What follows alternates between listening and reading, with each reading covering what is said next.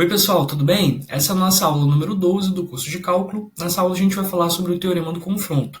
Com o teorema do confronto, a gente consegue calcular aí uma série de novos limites. O teorema diz o seguinte: sempre que a gente tiver três funções f, g e h, tal que a função f, os valores da função f estão entre os valores da função g e da função h num determinado intervalo, sempre que isso acontecer, e além disso, o limite da função g for igual ao limite da função h, num determinado ponto, num determinado ponto P, quando x tende a P, a gente vai poder dizer que o limite da f existe e é igual ao limite de g e de h, tá bom? Então, se eu tenho as funções g e h pensando a função f, e g e h possuem o mesmo limite, é claro que o limite do f vai ser o mesmo também. Esse teorema ele tem um apelido. Ele é conhecido também como teorema do sanduíche, né?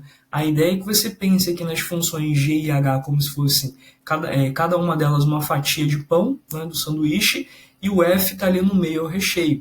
Então, se as fatias do pão vão para algum limite, né, tendem a algum limite, é claro que o recheio vai tender junto para o mesmo limite. Essa é a ideia. No próximo slide, a gente tem um desenho de como poderiam ser essas funções, né? Por exemplo, eu tenho aqui a função h, tenho a função g, a função f está limitada pelas duas. Se eu sei que o limite de h e o limite de g é o mesmo num determinado ponto, então, obviamente, nesse mesmo ponto, a função f vai possuir o mesmo limite.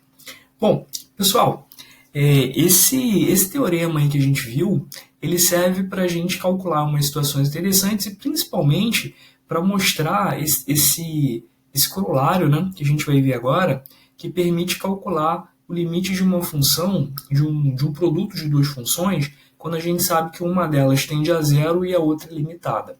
Então, se a gente tem uma função f de x, que quando x tende a p é igual a zero, né, f de x quando x tende a p é igual a zero, e g de x é uma função limitada, né, menor do que um certo valor m, menor ou igual sempre menor ou igual que um certo valor m fixo, então a gente pode dizer que o produto, né, de f, produto fg, o limite desse produto, quando x tende a p também é igual a zero. Bom, aqui está x tendendo a zero, mas se ele aqui está estendendo a zero, né, mas na verdade era para ser x tendendo a p. Bom, pessoal, o que acontece então, né? Como é que a gente demonstra esse teorema usando o teorema do confronto? A gente começa observando que se a função g de x em módulo é menor ou igual a m, é porque essa função saindo do módulo, ela vai assumir valores entre menos m e m, tá bom? E aí o que a gente faz em seguida? A gente pega aqui essa inequação e multiplica nos três lados pela função f de x, tá bom? E aí o que vai acontecer, né? Essa função f de x, o valor está tendendo a zero, né?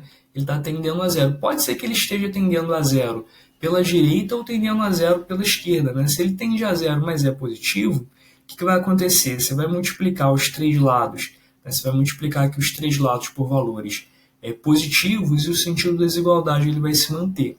Se por acaso o f de x assumir valor negativo, a gente vai acabar invertendo aqui o sentido da desigualdade também, mas isso não vai ser importante, porque os limites aqui dos extremos, eles vão para o mesmo lugar. Então, tanto faz aqui se você vai usar os sinais de menor ou igual, ou maior ou igual, porque essa primeira expressão, esse primeiro limite vai para zero, e esse segundo aqui extremo, ele também vai para zero, tá bom? O que acontece como f de x, quando x tende a p, f de x tende a zero, o limite de f de x é zero, quando você multiplicar zero por uma constante vai dar zero, né? Zero vezes uma constante negativa dá zero, e zero vezes uma constante positiva dá zero também. Então, o valor do limite, né, desse produto é alguma coisa entre 0 e 0, ou seja, é exatamente igual a zero. Tá certo? Então, a gente consegue demonstrar, mostrar essa afirmação usando o teorema do confronto. Bom, e para que serve essa afirmação do exemplo 32? Né? Tem uma série de situações que a gente pode resolver rapidamente usando essa ideia. Por exemplo, exemplo 33. Eu quero saber qual é o limite dessa expressão x vezes cosseno de x quando x tende a zero. E aí você vai observar o seguinte, primeiro, né? Limite de x, quando x tende a zero, é igual a zero. Então, a primeira parte aqui da expressão, né, o primeiro fator, ele tende a zero. Tá? E cosseno de x? Cosseno de x é uma função que é limitada. A gente sabe que cosseno de x é sempre um número entre menos 1 e 1. Né? Então, em módulo, o valor de cosseno de x é sempre menor ou igual a 1 para qualquer valor que a gente substitua, qualquer valor real que a gente substitua no x. Então, a gente tem, na verdade, o produto de uma função que tende a zero por uma função limitada. Né? Quando a gente faz esse cálculo, a gente sabe que a gente encontra o limite igual a zero, de acordo com o teorema que a gente provou no exemplo anterior. Outra situação, quero calcular o limite de seno de x sobre x quando x tende a mais infinito. E aí, né? De novo, a gente pode pensar nessa expressão como um produto de duas funções. Eu vou pensar no produto da função 1 sobre x, 1 sobre x é a função f, e seno de x é a função g, a função limitada. 1 sobre x, quando x tende a mais infinito, né, é igual a zero. Né?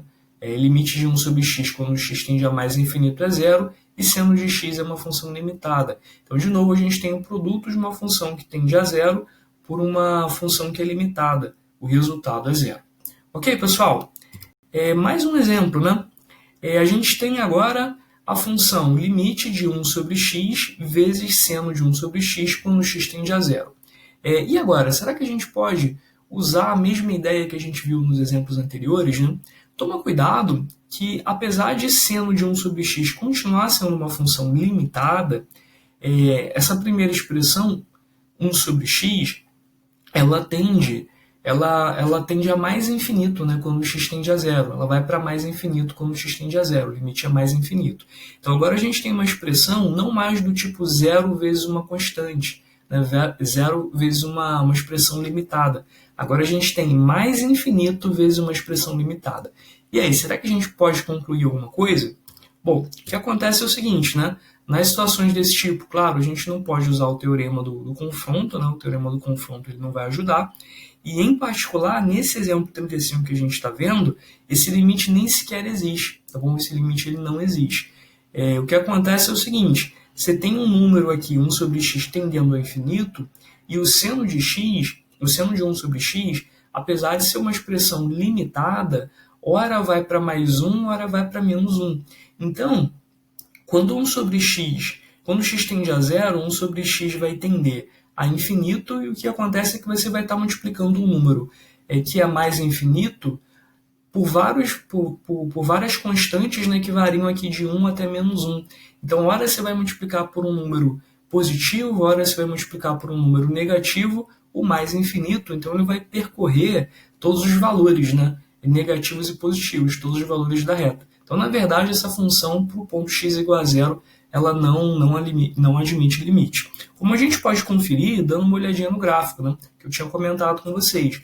Quando a gente vai se aproximando aqui do zero, a função ela vai assumindo aqui um aspecto muito esquisito, né? Porque eu tenho um número que está tendendo ao infinito, que eu vou multiplicando, né? Ora por 1, ora por menos 1, ora por 1, ora por menos 1. Né? Então, essa função ela